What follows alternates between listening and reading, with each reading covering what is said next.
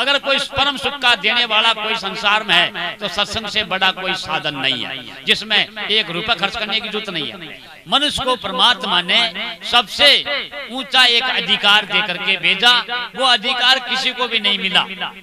स्वर्ग आदि में जो रहने वाले उनको भी यह अधिकार नहीं मिला, मनुष्य को मिला सबसे बड़ा अधिकार।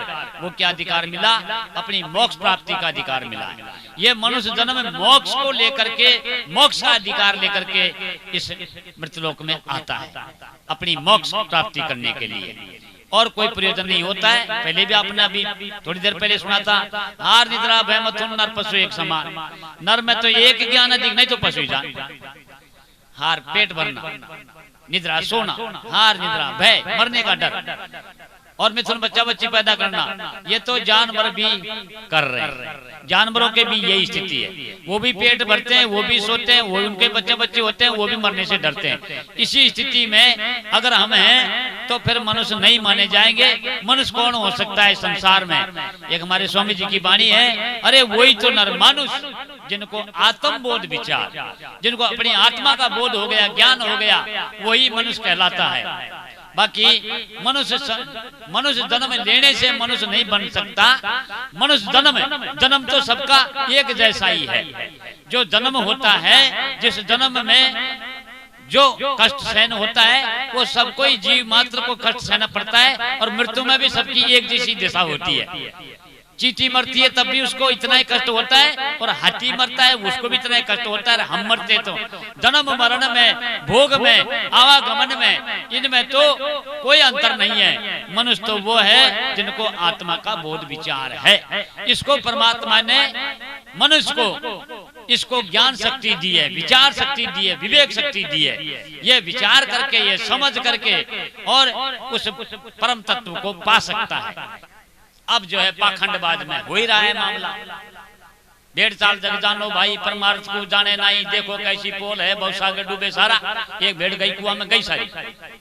अरे विचार करके देख, विचार करना चाहिए।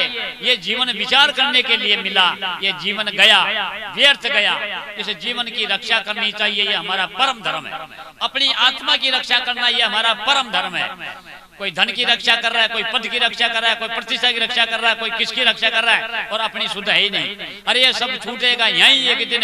अपनी आत्मा की रक्षा करता है, वही महान संसार में है, और उनका ही आज नाम संसार में अमर है। ये आत्मा अमर है, अविनाशी है। आत्मा मरती नहीं कभी, आत्मा का जन्म मरण होता ही नहीं है। आत्मा अखंड है, आत्मा सत्य है, आत्मा चेतन स्वरूप है, आत्मा अनंत स्वरूप है। तू स्वयं सच्चिदानंदा भूल कर भयो बंदा। तू स्वयं सच्चिदानंद है, लेकिन भूल गया अपने आप को। क्या बन गया? जैसे सिंह भेड़ बने बैठो, अरे चरत घास अति गंदा भूल करे भयो बंदा। तो स्वयं सच्चिदानंदा भूल करे भयो बंदा।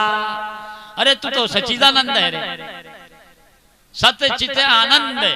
तू सच्चिदानंद है, इस बात को मान, इसमें झूठ नहीं है। जो तू अपने आप को बन बैठा, जो माता पिता के द्वारा सुना हुआ कान में नाम, जो कल्पित नाम है, उस नाम को इसमें खोज के फिरेगा तो नहीं मिलेगा। और ये जो शरीर है ये झूठा है, क्षणभंगुर नाशवान बेकारी दुख का घर है। इसमें सुख मिल ही नहीं सकता। कोई सुखी नहीं हुआ इस संसार में। अगर सुखी कोई हुआ तो वो हुआ जिनको अपना बोध विचार आया, गुरु की शरण में गए। गुरु बिन भव निध तरह न कोई, ब्रह्मा विष्णु शिव चाहि होई। हमारे देश की परंपरा, ये भारत की, ये भारत देश की परंपरा बड़ी ऊंची है। मेरा भारत देश महान है। ये मेरा देश ऋषि मुनियों का देश है, संतों का देश है, भगवान का देश है, अवतारियों का देश है, जति सतियों का देश है, वीरांगनाओं का देश है, न कि आवली मावली भूतनी डाकनियों का देश नहीं है। ये भैरव भूमियान का देश नहीं है, ये तो महापुरुषों का देश है। लेकिन पाखंडियों ने देश को डुबो दिया, पाखंड पूजा में, झूठ में। जो कि मेरा देश भारत विश्व गुरु कहलाता है। इस देश की बड़ी भारी महिमा, सारे संसार में बड़ा ऊंचा नाम है मेरे भारत का। हमारे भारत की देश की संस्कृति को देखो, कितना ऊंचा नाम है इस भारत में। अरे हम कितने भाग्यशाली हैं, भारत भूमि में जन्म मिला। और भी भाग्यशाली राजस्थान में जन्म मिला, और भी भाग्यशाली देखो यहाँ मिला। ऐसा अच्छा, ऐसी अच्छी उच्चे, ये बड़े भागी हैं हम बड़ भागी। लेकिन आज हमारी दशा क्या हो रही है? किसी को भूतनी खागी, किसी को डाकनी खागी, किसी को आवली खागी, किसी को मावली खागी। बताओ क्या हाल हो रहा है? बिना ज्ञान बिना ये जीवन बेकार है। संगति के बिना ये जीवन डूब गया हमारा। सत्संगत साधु परम सुखारी हो। अगर कोई परम सुख का देने वाला कोई संसार में है तो सत्संग से बड़ा कोई साधन नहीं है, जिसमें 1 रुपया खर्च करने की जरूरत नहीं है। ये तो हमारी व्यवस्था है आपस की। 1 रुपया खर्च करने की जरूरत नहीं, कहीं छड़ावा छड़ाने की जरूरत नहीं, कोई सवामणी करने की जरूरत नहीं। अरे सारी जिंदगी बीत गई, 5-5, 7-7 पीढ़ी डूब गई और सवामणी को ओढ़ी को नहीं हाल। अरे बकरी की तो नाड़ कट गई, खट्टी का भाई नहीं है। देखो तो सही कितने जो है हत्याएं हो रही हैं, कितनी हत्या हो रही हैं। जो ये रोग क्या हो रहा है, और उनको भरमा कहाँ दिया, और इतना बीमार कर दिया पाखंडियों ने, जिन डॉक्टरों ने भी जो उनको क्या है नाइलाज कर दिया। कितने जीवों की हत्या हो रही है, घोर अन्याय हो रहा है। जागो हे भारतवासियों, जागो। डूब चुका भारत देश हमारा, होश करना चाहिए हमको। ये पाखंड में से अपने आप को बचाओ, अपनी आत्मा की रक्षा करो, ये हमारा धर्म है। अगर हम मनुष्य कहलाना चाहते हैं तो मनुष्य तो बनना पड़ेगा भाई, मनुष्य बनना पड़ेगा। और मनुष्य किसको कहते हैं? वही तो नरमानुष, जिनको आत्मबोध विचार, जिनको अपनी आत्मा का बोध विचार हो गया। लेकिन ये विचार कहाँ आएगा? सत्संग से आएगा। गुरु, क्योंकि बिना सत्संग विवेकन होई, राम कृपा बिन सुलभन सोई। अरे उठा करके देखो तो सारे हमारे धर्मशास्त्रों को, कौन रक्षा करेगा हमारे देश की? जो जन्म देने वाले हैं, जिनको तो जन फुर्सत नहीं है। हाय धन और दादा दादी इनको पटलाएगा टाइम को मिले। बताओ हमारे बच्चे का भविष्य कौन बनाएगा? अरे संस्कार, शिक्षा और संगति माता पिता से मिलती है। पहला गुरु माँ है। गर्भ से ही बच्चे को देखो, उठाओ हमारे देश के, हमारे भारत में जितने महापुरुष हुए हैं उनका वो इतिहास उठा करके देखो। जो माँ के गर्भ में ज्ञान हो गया, वो माँ भी ऐसी थी, मदालसा जैसी माँ। बताओ मदालसा, जिसके 8 पुत्रों को जन्म दिया, और अपनी कोख में उन्होंने उस ब्रह्म चिंतन करके, वो परमात्मा का चिंतन करके, सत्संग करके, महापुरुषों का सानिध्य करके, और भगवान का हरि का भजन करके, और अपनी कोख में से वो 8 पुत्रों को जो है उनको ब्रह्म ज्ञान करके उनका कल्याण कर दिया। ऐसी माताएं हुई है। अरे माँ तो वो कहलाती है जो अपने लाल को काल के मुंह से बताती है, वो तो माँ मानी जाएगी। अगर काल के मुंह में गया तो फिर माँ नहीं हो सकती। ये धर्म होता है माँ का, अपने लाल को काल के मुंह में न जाने दे, उसको उच्च शिक्षा दे करके, धर्म के पाठ पढ़ा करके, और उसका जीवन सुधारना चाहिए। ये है बात है। तो समय थोड़ा कम है हमारे पास में। आपको बहुत बहुत धन्यवाद करता हूँ, बहुत अच्छी बात है, क्योंकि यहाँ जो आप बैठे हैं बहुत बड़भाग्यशाली है। सो रहे हैं, लेकिन सोएगा सो खोएगा, जागेगा सो पाएगा। भाव बना लो, भाव बनाना है, और करना कुछ भी नहीं है। ना कोई घर बार छोड़ना है, ना कोई कार्य छोड़ना है। खेती बाड़ी का जो भी कोई अपना व्यवसाय आराम से करे, हरि का भजन, पेट का धंधा नहीं करे सो मुंह के अंधा। हम गृहस्थी है, गृहस्थ का पालन करते हुए राजा जनक गृहस्थी था। हमारे जितने भी ऋषि मुनि थे, जितने भी महापुरुष, सारे गृहस्थी थे। राम गृहस्थी था, कृष्ण गृहस्थी था, कितने का नाम बताऊं, सब गृहस्थी थे। और उन्होंने अपने गृहस्थ का पालन करते हुए और अपना जीवन बनाया। हम भी अपना जीवन बना सकते हैं। इतनी बड़ी जिम्मेदारी तो नहीं है, केवल उदर पूर्ति की तो बात है। कितना कमाएगा, कितना खाएगा, विचार कर तो देखो।